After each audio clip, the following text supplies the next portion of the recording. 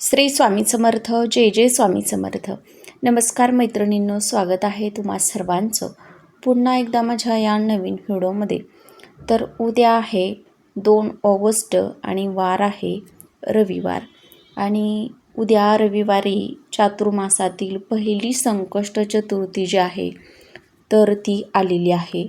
आषाढी एकादशीपासून बघा जो चातुर्मास आहे पवित्र असा तर तो सुरू झालेला आहे आणि त्यामध्ये आलेली ही पहिलीच संकष्ट चतुर्थी असल्यामुळं या चतुर्थीला एक विशेष असं महत्त्व प्राप्त झालं आहे. प्रत्येक महिन्यात 2 चतुर्थी येतात.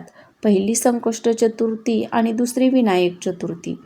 संकष्ट चतुर्थी ही कृष्ण पक्षात येते आणि विनायक चतुर्थी शुक्ल पक्षामध्ये येते. या दोन्ही चतुर्थी गणपती बाप्पांनाच समर्पित केल्या जात असतात. आणि उद्या आषाढ महिन्यातील कृष्ण पक्षातील चतुर्थी तिथी जी आहे तर ती उद्या रविवारी 2 ऑगस्टला आलेली आहे. आणि या चतुर्थीचा प्रारंभ जो आहे तर तो आज 1 ऑगस्टला रात्री 11:15 होणार आहे. आणि या चतुर्थी तिथीची समाप्ती ही उद्या 2 ऑगस्टला रविवारी रात्री 11:15 होणार आहे. म्हणजे उद्या संपूर्ण दिवसभर ही चतुर्थी तिथी असणार आहे. जरी ही चतुर्थी तिथी आज सुरू होत असली तरी उदय तिथीला महत्त्व असल्यामुळं उदय तिथीनुसार उद्या ही चतुर्थी साजरी केली जाणार आहे. आणि ही जी चतुर्थी जी आहे तर ती उद्या असणार आहे.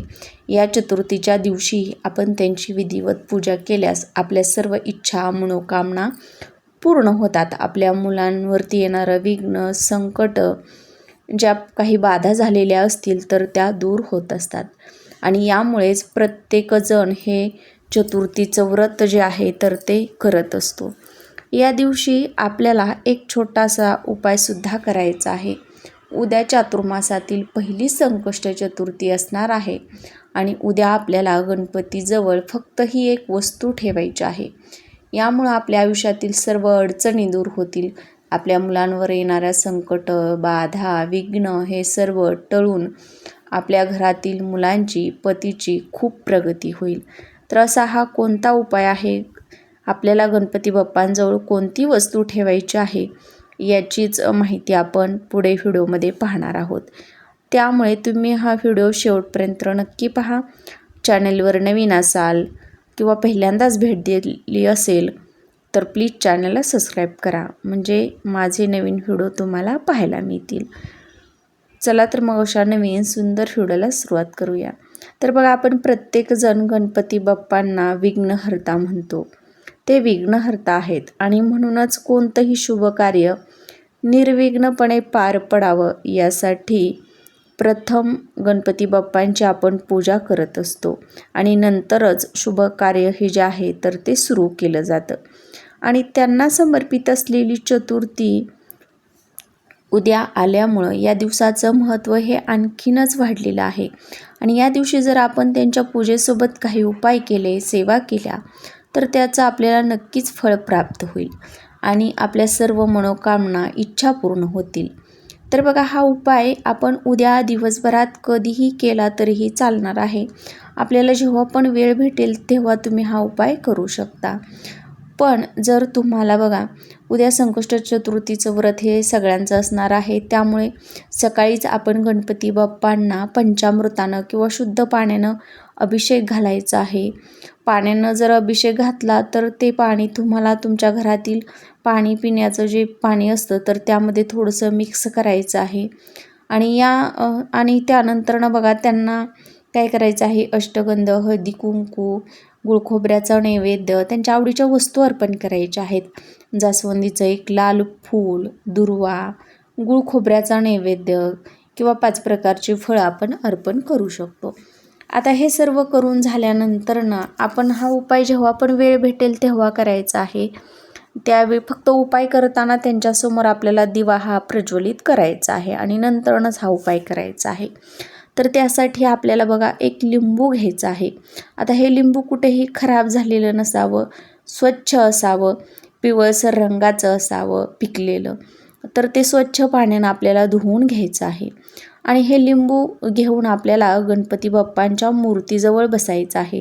आता प्रत्येकाच्या देवघरामध्ये गणपती बाप्पांची छोटी का होईना मूर्ती असतेच किंवा फोटो असतो, तर तिथे बसायचं आहे.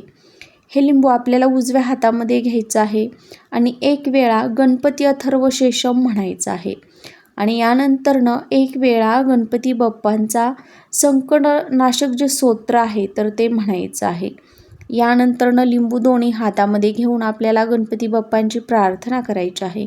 माझ्या जीवनातील सर्व अडचणी विघ्न दूर करा, माझ्या मुलांची पतीची भरभरून प्रगती होऊ द्यात, माझ्या मुलांना काही बाधा झालेल्या असतील, माझ्या घरामध्ये इडापिडा असेल, मुलांवर सारखी वाईट संकट विघ्न येत असतील तर ती तुमच्या कृपेनं दूर होऊ द्यात, तुमचे अखंड आशीर्वाद माझ्यावरती माझ्या कुटुंबावरती कायम राहू द्यात, अशी प्रार्थना आपल्याला गणपती बाप्पांकडे करायची आहे.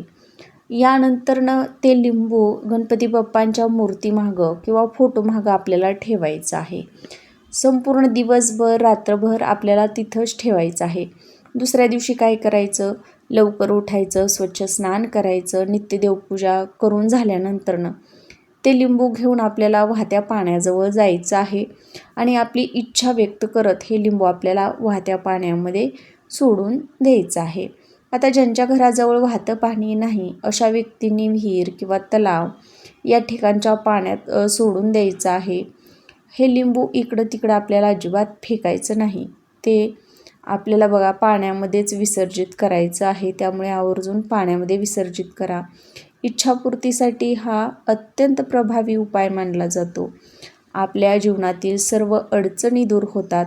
कोणत्याही चतुर्थीच्या दिवशी तुम्ही हा उपाय जो आहे तर तो करू शकता. पण प्रत्येकानं उद्या आवर्जून करण्याचा प्रयत्न करायचा आहे, कारण की चातुर्मासातील पवित्र अशी ही संकष्ट चतुर्थी आहे. त्यामुळे तुम्ही हा उपाय उद्या नक्की आवर्जून दिवसभरामध्ये तुम्हाला जेव्हा पण वेळ भेटेल तेव्हा करायचा आहे. तर बघा, यामुळं आपल्या जीवनातील सर्व अडचणी तर दूर होतातच, पण आपली प्रत्येक इच्छा मनोकामना ही पूर्ण होते अशी धार्मिक मान्यता आहे. त्यामुळे तुम्ही हा उपाय नक्की करा, याचा तुम्हाला नक्कीच अनुभव येईल.